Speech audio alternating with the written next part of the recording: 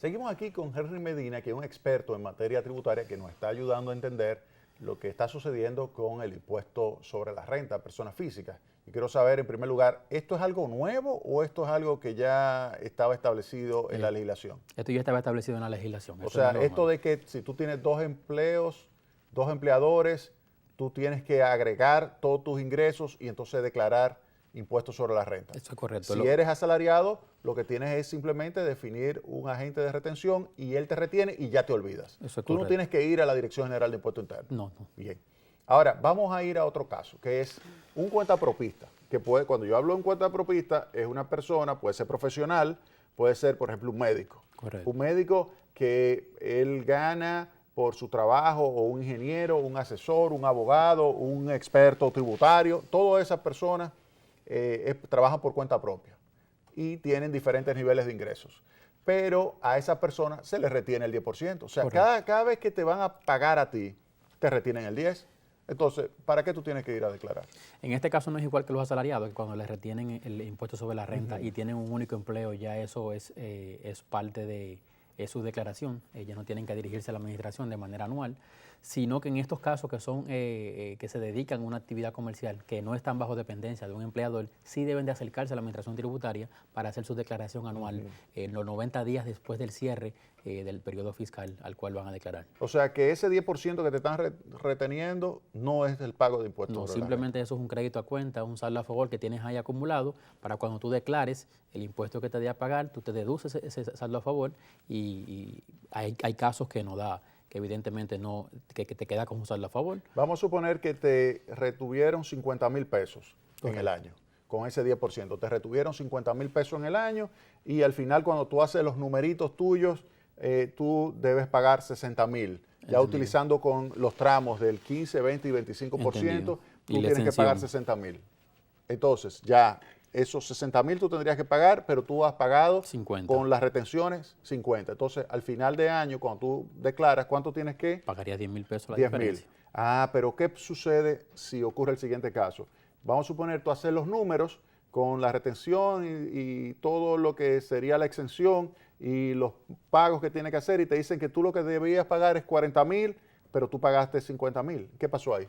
Ahí hay un saldo a favor que se te queda disponible para tu próxima declaración. O sea que ahí tú tienes 10,000 pesos a favor y esos 10,000 pesos a favor tú los puedes utilizar el año que viene. Sí, correctamente. En tu Como próxima persona declaración, física. como persona física, como un saldo Pero a favor. entonces, ¿le conviene a muchas personas físicas? Que, por ejemplo, le pueden estar reteniendo el 10% y quizás ellos, cuando te hacen la deducción de los 35,000 al mes, que son más de 400,000 pesos al año, pues cuando tú haces ese análisis, tú quizás estás siendo más que retenido, digamos así, con el 10%. Sí, depende. Claro, o sea, depende de los números. Exactamente, depende de los números, correcto. Pero si tú tienes ahí una retención que supera a lo que tú debiste haber pagado, entonces te quedas como un saldo a favor y tú lo puedes utilizar. Eso es correcto. No siempre cuando te acerca la administración es para pagar impuestos. Simplemente tú vas a cumplir con la obligación de presentar la declaración de impuestos. Pero muchas de las ocasiones da un saldo a favor y simplemente tú hiciste fue una formalidad de declarar tus impuestos y ya dije un saldo a favor y no necesariamente tienes que desembolsar dinero para cancelar cualquier impuesto pendiente que esté. Pero entonces vale la pena acercarse. No es que vale la pena, debe de acercarse. No, pero yo digo personas que dicen regularmente, no, yo no me quiero acercar, pero a mí me retuvieron. No, pero incluso tú pudieras hasta tener un saldo a favor. O sea, exactamente. Claro, si tú no te acercas y tienes la obligación, tienes el problema de que te van a multar. Eso es y que te van a colocar unas tasas de interés de mora terribles. No solamente eso, que en la práctica también la DGI usa que cuando esa empresa formal le va a retener el 10%, que le genera un comprobante de proveedor informal, lo que hace es que le bloquea esa cédula de esa persona para obligarlo a que se acerque a la DGI. O sea, que tú no puedes facturar, digamos. Exactamente, en caso de que hay situaciones en que la DGI sí lo ha determinado de esa manera, que de manera vamos a llamarle, no mediática, sino de manera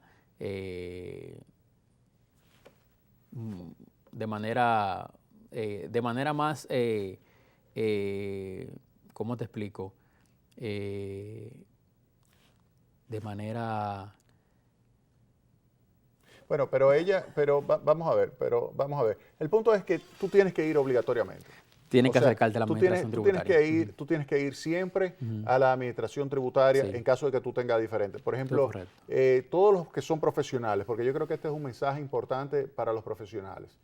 Todo el que es profesional, que tiene diferentes fuentes de ingresos, ya sea consultoría, ya sea médico, ya sea ingeniero, cualquier cosa que tenga varios niveles de ingresos, tiene que hacer una declaración. Los únicos que no tienen obligación de hacer declaración son los asalariados. Los asalariados. Siempre que tenga uno solo. Si tiene dos, tiene que decir cuál de los dos va a ser su agente de retención. Correcto. Después de eso ya no tiene obligación.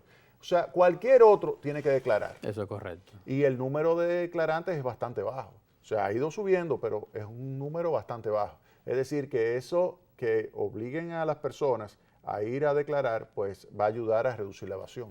Eso es correcto. O sea, que ese es un punto ahí importante, porque obviamente a nadie le gusta estar pagando impuestos y que el vecino no le esté pagando impuestos. Eso es correcto. O sea, si tenemos un sistema equitativo, eso significa que aquel que debe pagar, tiene que pagar. Eso es correcto. Muchas veces el 10% le resulta ser un monto mayor a lo que el contribuyente finalmente termina pagando, porque el 10% no es un incentivo. Realmente el 10%, ese porcentaje, cuando se creó, es para desincentivarte a que te quedes en informalidad, sino que puedas emitir comprobantes fiscales o constituir tu empresa. Pero el 10% realmente es un impuesto, es una retención que se instauró para acercarte a la administración. Porque realmente muchas veces ese 10% a los contribuyentes, en la experiencia que tenemos, es que le queda saldo a favor en su declaración de impuestos sobre la renta. Entonces, ahora mismo, ¿qué tú le recomendarías a las personas físicas? Porque ya pasó, por ejemplo, a marzo, tenía que declarar la persona física. Siempre tienen 90 días para declarar cuando cierra el año, que para la persona física es diciembre, el 31 de diciembre. Entonces, ahí, ¿qué tú les recomendarías al que no declaró? Deben de acercarse a la administración tributaria o en su defecto buscar una asesoría impositiva para que lo acompañe a la administración tributaria y regularizar su estado. En este punto, en caso de que usted fue muy informal y usted no guardó ninguna factura, no guardó ninguna carta de retención, la DGI te puede facilitar a informarte quiénes personas te reportaron un ingreso y de esa manera ya tú puedes construir tu declaración. Ahora, vámonos entonces al caso de aquel que ofrece servicios, pero quisiera acogerse a un sistema simplificado que se llama PST. Correcto. Entonces, ¿cómo funciona ese caso?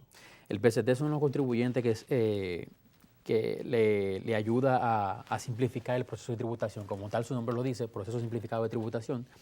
Y son estas personas que tal vez por su actividad económica no le permite tener un asesor que lo ayude a hacer su declaración de renta, o no le permite tener una estructura y un departamento de impuestos dentro de su actividad económica. Para esas personas se le creó un proceso simplificado de tributación donde hay ciertas condiciones que tú debes de cumplir, que las vamos a explicar más adelante, pero en ese proceso se hace una declaración única anual, no tienes que presentar todos los meses el ITEVIS, no pagas el famoso anticipo sobre la renta, y al final del año, ya tú construyes una declaración bien didáctica, donde tú pones todos tus ingresos y te beneficia con que no tienes que tampoco reportar tus costos y gastos todos los meses, porque la administración te reconoce un 40% de tus costos y gastos, de tus ingresos, y luego que te reconoce el 40%, te permite también acogerte a la exención contributiva que ronda por los 400,000 y pico de manera anualizada. O sea que a muchos profesionales le podría convenir. Le podría convenir. Hacer el PST. ¿Y la Dirección General de Impuesto Interno te otorga esa facilidad? Otorga esa facilidad. Hay un proceso que hay que agotarlo para verificar qué tipo de actividad tú realizas, para ver si encaja dentro de las actividades permitidas. ¿Y cuáles serían, digamos, las condiciones fundamentales para...? La condición fundamental es que lo que tú ofrezcas no tenga ITEVIS. Y en caso de que tenga ITEVIS, que te retengan el 100% del ITEVIS. O que te retengan el 100%. O sea que si te retienen el 100% del ITEVIS, entonces tú pudieras... Tú eres, exactamente, estás dentro del... Pero ellos te lo autorizan. O sea, ellos no es que tú llamas a la Dirección General de Impuestos Internos y le dices, mira, yo ahora soy PCT. No, ellos son los que te tienen que estudiar, analizar y entonces te autorizan. Hay un proceso de depuración, correctamente, que hay que agotar. Pero después que ellos te autorizan, ¿tú te mantienes en el PCT hasta que ellos mismos te digan o hasta que tú quieras salirte? Hasta que tú quieras salirte o tú rompas con alguna de las condiciones por las cuales entraste al PCT. Okay. Que una de ellas es el nivel de ingreso, que si más no recuerdo... Pero esa condición que, por ejemplo, del nivel de ingreso, ¿tú se la tienes que decir a ellos o ellos son los que te dicen, mira, ya te pasaste, ya tú eres grande, por lo tanto ya tú no puedes estar en el PCT? De las dos maneras. O sea, sí, inclusive la administración te notifica cuando ya tú no perteneces. Pero eso tú no cometiste ningún... No.